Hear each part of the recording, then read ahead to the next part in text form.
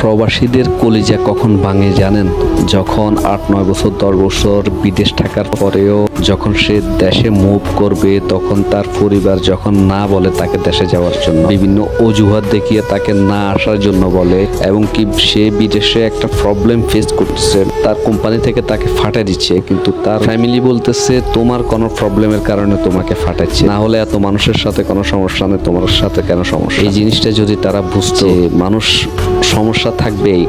এখন দুনিয়াতে কত মানুষ তো মরতেছে, আপনি কেন মরতেছেন না? তো এটা কোনো উদাহরণ না, এটা কোনো কথা না। আমি রিকোয়েস্ট করব সকল প্রবাসী পরিবারদেরকে, এরকম প্রশ্নবিদ্ধ করবেন না। আপনারা যারা দেশে চলে যাবে তাদেরকে তাদের দেনা পাওনা থাকতে পারে, বা তারা সেটেলমেন্ট হয়নি, তার মানে এটা না যে সে বিদেশ থাকলে সেটেল হবে বা দেনা পাওনা শেষ হবে। দেখা যাবে বিদেশ থেকে দেশে গিয়েও সে আরো উত্তম কিছু হয়তো করতে পারবে, বিদেশে করতে পারতেছে না। এটা বলার উদ্দেশ্য হচ্ছে, আজকে মালয়েশিয়া কুয়ালালামপুর থেকে আমার এক ফ্রেন্ড ফোন করে তার এই বিস্তারিত ঘটনাগুলো আমাকে জানায়।